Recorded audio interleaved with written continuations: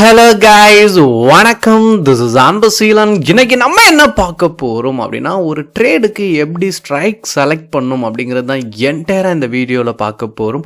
பிகினராக இருக்கிறீங்க அப்படின்னா ஸ்கிப் பண்ணாமல் எண்டு வரைக்கும் இந்த வீடியோவை பாருங்கள். ஒரு ட்ரேடுக்கு ரொம்ப முக்கியமானது நீங்கள் எந்த மாதிரியான ஸ்ட்ரைக்கை செலக்ட் பண்ணுறீங்க அப்படிங்கிறது உங்களுக்கு தெரியணும், சரிங்களா? அதுக்கு முன்னாடி என்னுடைய குரூப்பை நீங்கள் தொடர்ந்து ஃபாலோ பண்ணணும் நினைக்கிறீங்க, நம்மளுடைய வீடியோஸ் வந்து உங்களுக்கு உடனுக்குடன் தெரிஞ்சுக்கணும் யூடியூப் வீடியோ அப்படின்னா டிஸ்கிரிப்ஷனில் வாட்ஸ்அப் லிங்க் கொடுத்துருக்கேன், அந்த குரூப்பை ஃபாலோ பண்ணுங்கள், ஓகேங்களா? ஓகே, ரொம்ப முக்கியமான விஷயமே ஒரு ட்ரேடரை நீங்கள் நல்லா கவனிச்சிங்க அப்படின்னா ட்ரேடுக்கு சூழலுக்கு தக்கன ஒரு ஸ்ட்ரைக்கை செலக்ட் பண்ண தெரியணும், சரிங்களா? அதுதான் முக்கியமானது. இப்போ தான் நீங்கள் பிகினராக ஸ்டாக் மார்க்கெட்டுக்குள்ளே வந்திருக்கீங்க, உங்களுக்கு ஒரு 2 இயர்ஸ்க்கு பிலோவாக தான் எக்ஸ்பீரியன்ஸ் இருக்குது அப்படிங்கிற பட்சத்தில் ஸ்ட்ரைக்கை கரெக்டாக சூஸ் பண்ண தெரியணும். அதுக்கு ப்ராக்டிஸ் பண்ணுங்க, சரிங்களா? இப்போ ஃபர்ஸ்ட் நான் நெஃப்டியை ஷோ பண்ணி சொல்கிறேன். எல்லாருக்குமே தெரியும், நீங்கள் ட்ரேடுக்குள்ளே வந்த உடனே, சரிங்களா, எல்லாரும் சொல்லக்கூடிய விஷயம் என்ன அப்படின்னு கேட்டிங்கன்னா ஆப்ஷன்ஸ்.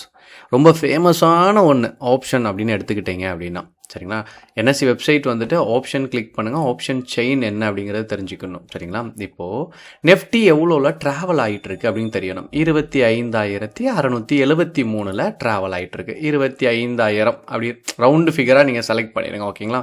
25,700 ரவுண்டு ஃபிகரில் தான் இருக்கும். இதில் ஃபர்ஸ்ட் உங்களுக்கு என்ன தெரியணும் அப்படின்னா கால் ஆப்ஷன் புட் ஆப்ஷன் அப்படின்னா என்னன்னு தெரியணும். இந்த லெஃப்ட் சைடு இருக்குது பாருங்கள், இதெல்லாம் கால் ஆப்ஷனுக்குரியது. ரைட் சைடு இருக்கிறது வந்து புட் ஆப்ஷனுக்குரியது. பிகினராக இருக்கிறவங்களுக்கு கன்ஃபியூஷன் ஆகும், அதனால் சொல்லிடுறேன். இதில் இந்த எல்லோ ஷேடோ அடிச்சிருக்குல்ல, இது வந்து கால் ஆப்ஷனுக்கு இந்த மணி, சரிங்களா? 25,700 இருக்குல்ல, இதுக்கு கீழே இருக்குல்ல, இது எல்லாமே என்ன அப்படின்னா இந்த மணியில் நீங்கள் ட்ராவல் பண்ணுறீங்கன்னா ஸ்விங் ட்ரேடிங் அப்படிங்கிறத நீங்கள் எடுத்துக்கணும், சரிங்களா? இன்ட்ராடே பண்ணுறீங்க அப்படின்னா அட் மணியில் எடுத்துக்கலாம். அது ஏன் அப்படிங்கிறதையும் சொல்கிறேன். இந்த இடத்துல பார்த்தீங்கன்னா புட் ஆப்ஷனுக்குரியது, சரிங்களா? அட் ப்ரெசென்ட்டில் ட்ராவல் ஆகி 25,700 25,750 ரெண்டுக்குமே இது அட் த மணி தான், சரிங்களா? ஆனால் அவுட் ஆஃப் த மணி இந்த மணி மட்டும்தான் மாறும். இதில் அவுட் ஆஃப் த மணி எடுத்துக்கிட்டீங்க அப்படின்னா புட்டுக்கு கீழே இருக்கிறது வரும், மேலே இருக்கிறது எல்லாம் என்ன அப்படின்னு கேட்டிங்கன்னா இந்த மணி.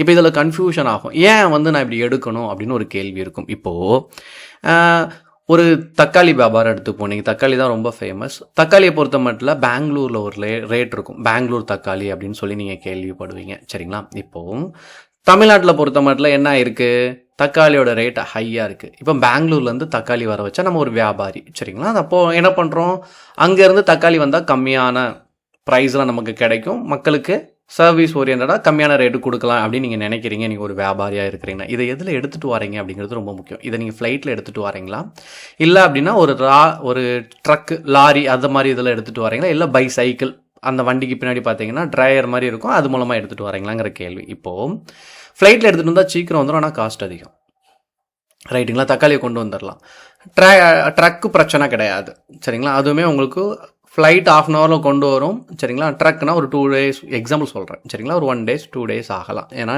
எல்லா சூழலும் பார்க்கணும், சரிங்களா? அப்புறம் சைக்கிள்லாம் ரொம்ப டைம் எடுக்கும். ஆனால் நீங்கள் இங்கே கொண்டு வரும்போது தக்காளி ரேட் இன்னும் சரிஞ்சிருச்சு அப்படின்னா நமக்கு பேட் லக், சரிங்களா?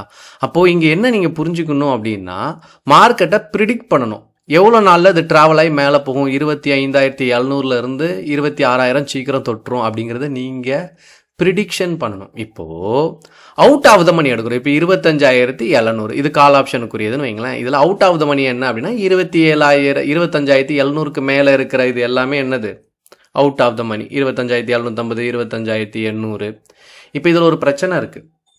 இப்போ ட்ரக் வரும்போது ட்ரக் வந்து ஆல்ட் ஆயிடுச்சு, ஏதாவது ப்ராப்ளம் ஆயிடுச்சு, பிரேக் டவுன் ஆயிடுச்சு, சரிங்களா? அப்போ என்ன ஆகும், அந்த டிரைவருக்கு நம்ம என்ன கொடுக்கணும், சம்பளம் கொடுக்க வேண்டியிருக்கும். ட்ரக்கு வெயிட் பண்ண ட்ரக்குக்கு என்ன பண்ணணும், நம்ம அது வாடகைக்கு தான் எடுத்துருப்போம், அந்த ட்ரக்கோட காஸ்ட்டும் இன்க்ரீஸ் ஆகும், சரிங்களா? இன்னொன்று அங்கே சமையல், அப்புறம் அவங்க மாதிரியான விஷயங்கள் அவங்க ஸ்பெண்ட் பண்ணுறது, இது எல்லாமே உள்ளே இருக்குது. இப்போது மார்க்கெட் வந்துட்டு 25,700 26,000 குயிக்காக தொட்டுச்சுன்னா உங்களுக்கு லாபம் இருக்கும் அவுட் ஆஃப் த மணியில். இந்த மாதிரி ஆல்ட் ஆயிடுச்சு, நீங்கள் ப்ரிடிக்ட் பண்ணுறது தப்பாக இருக்குது அப்படின்னா உங்களுக்கு என்ன ஆகும், டைம் டிகே அப்படின்னு ஒரு விஷயம் இருக்குது.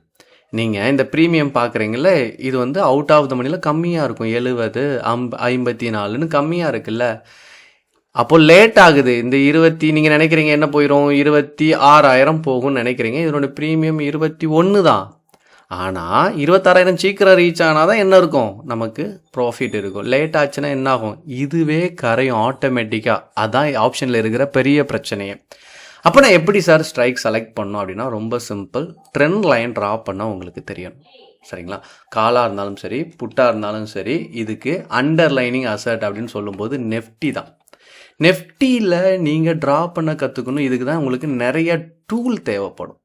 சரிங்களா, நீங்கள் சரியாக வரைஞ்சிட்டீங்க அப்படின்னா அற்புதமான ப்ராஃபிட்டை மேக் பண்ணிடலாம். அதனால தான் கரெக்டான சூழல் பார்க்கணும். என்றைக்கெல்லாம் கோல்டு ப்ரைஸ் நல்லா இன்க்ரீஸ் ஆகுதுன்னு பாருங்கள்.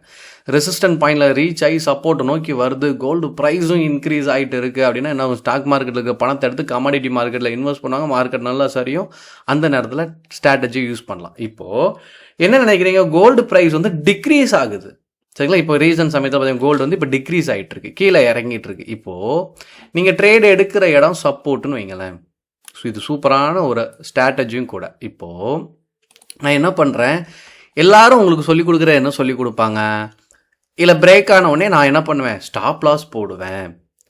அப்போ அந்த ஸ்டாப் லாஸுங்கிறது அது உங்களுக்கு லாஸ். நீங்கள் நினச்ச மாதிரி என்ன ஆகுது, மார்க்கெட் நீங்கள் மேலே போகும்னு கணிக்கிறீங்க, ஆனால் மார்க்கெட் மேலே போகலை, கீழே இறங்குது.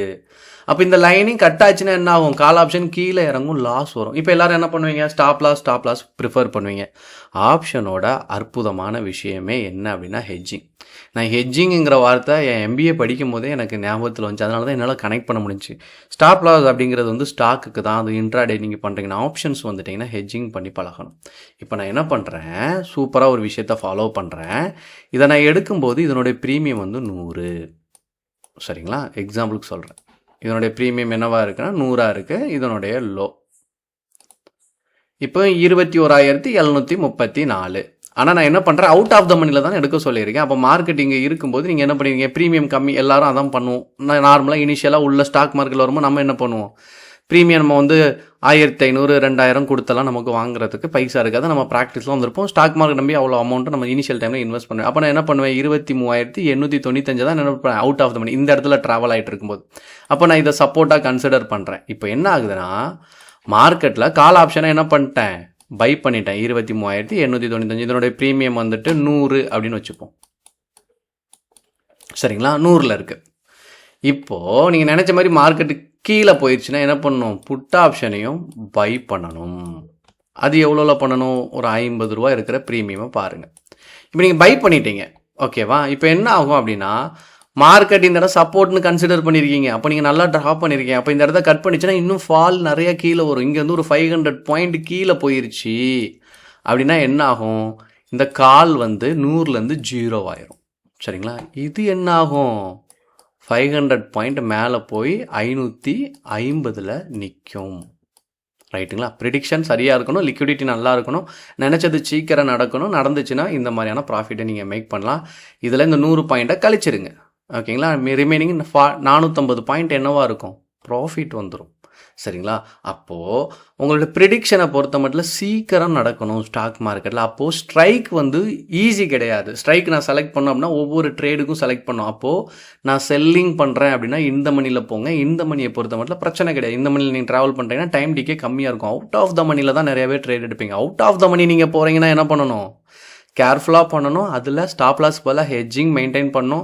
சப்போஸ் நீங்கள் நினச்ச மாதிரி மார்க்கெட் மூவ் ஆகலை அப்படின்னா மினிமமான லாஸில் என்ன பண்ணிடலாம், எக்ஸிட் ஆயிடலாம். அதனால தான் உங்களுடைய விஷயங்கள் எல்லாமே ப்ரிடிக்ஷன் ஓரியன்டாக இருக்கணும். மார்க்கெட்டில் லைவ் கரண்டாக என்ன நடந்துகிட்ருக்கு அப்படிங்கிற விஷயத்தில் ஃபோக்கஸ் பண்ணிங்க அப்படின்னா you will become a good trader. இப்போ உங்களுக்கு தெரிஞ்சிடும் எந்த மாதிரியான ட்ரேடுக்கு எப்படி ஸ்ட்ரைக் செலக்ட் பண்ணலாம் அப்படிங்கிறது. எதுவும் டவுட் இருந்தாலும் கமெண்ட் பண்ண மறந்துடாதீங்க. Thank you guys.